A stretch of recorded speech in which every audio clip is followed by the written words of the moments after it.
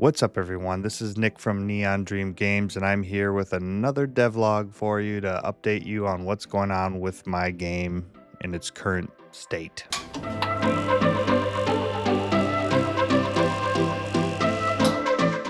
So, what's going on right now? Well, I've had some life things go on in the last couple of weeks. Namely, I've been working off of unemployment for the last couple months as I was let go from my previous job. And I've been hunting for a job ever since. And I basically ran up to the last minute of having my unemployment, and I finally got a job that I am going to start actually today as of this recording. But that has taken more time and energy, and I haven't been able to work on my game as much. But I did do a couple things. So let's look at those couple things. I mean, this is the life of an indie developer who wants to be full-time, but just simply can't be full-time yet. So I've got to work. I had to get another job. But what I did implement from the last time was a pause menu. So I created a pause menu, which was pretty quick to create. I made it so that, if you hit the escape button, pause menu pops up. You can hit play to resume the game.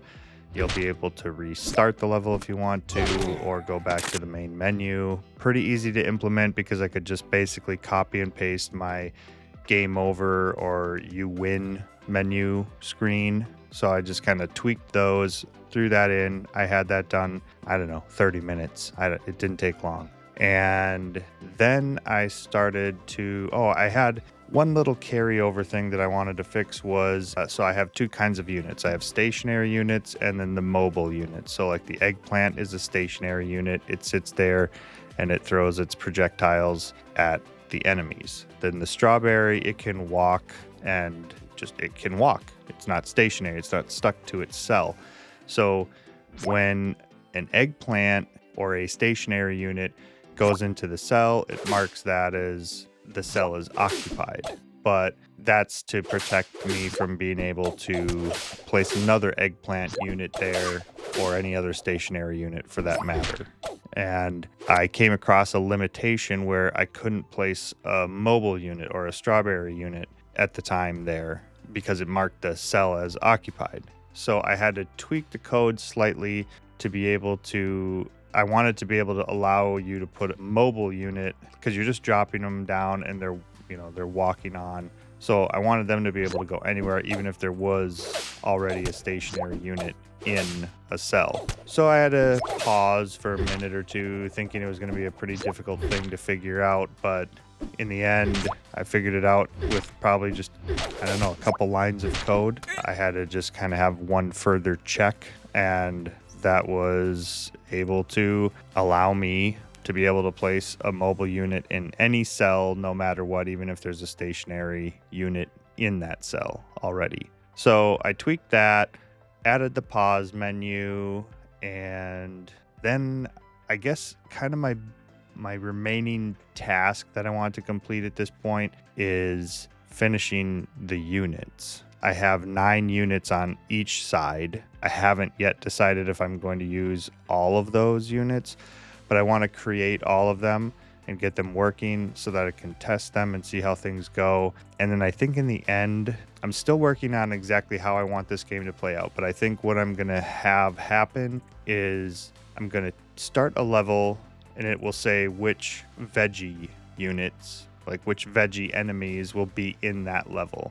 So maybe there'll be, anywhere from 2 to 4 different types of veggie units per level. And at the beginning of that level, you will be able to select from all the unlocked fruit units. Maybe you can bring 3 or 4 fruit units into a stage. So there's some level of you can try different combinations and see how they work together to complete stages. That's my idea. But to implement that, I need to create all the units first, and then I need to create some sort of pre-level selection screen where you get to select the units that you want to bring into that level. So that's kind of my thought there. So that kind of the big task at this point is just finish all the units, which in theory Shouldn't take long. Most of it's copy and paste at this point, and some of them have different things. So anyways, I ended up starting to make the tomato unit. So I took the strawberries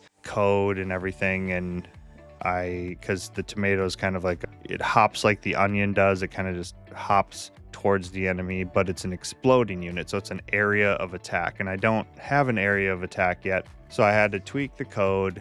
Tried to create like an area 2D thing with a collision shape that, like, once the thing explodes, it checks for everything in that area that's a veggie and blows up on it. But I got it sort of to work.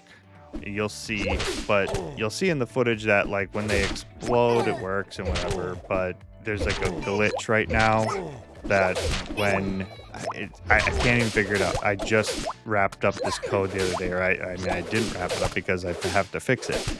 But basically, when you plop a unit down or something there, like, they're blowing up enemy. They're like damaging enemies. I don't know how to stop it. I did tweak one line of code to have a certain check if they were, to make sure that they didn't damage any enemies unless they were dead or considered dead, the tomato, and that worked. It fixed the problem, but it also made it so they didn't actually damage enemies when they were dead. So I've got to hunt down this problem. I don't have a solution for it yet. I've kind of just come across it and I got to figure it out. So that's hopefully going to be figured out by the next devlog, but I'm going to have much less time to work on my game now that I have to start up a new job. I'm hoping to do at least an hour of just game dev a day.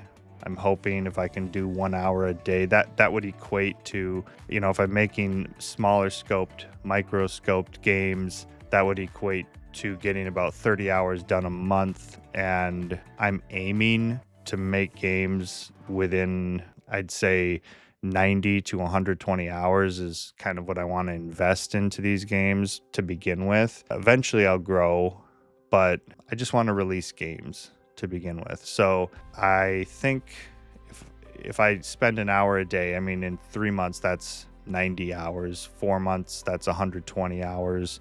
I think that's a good goal to go for. I said I wanted to release 3 games a year, and that would pretty closely fit into that timeline.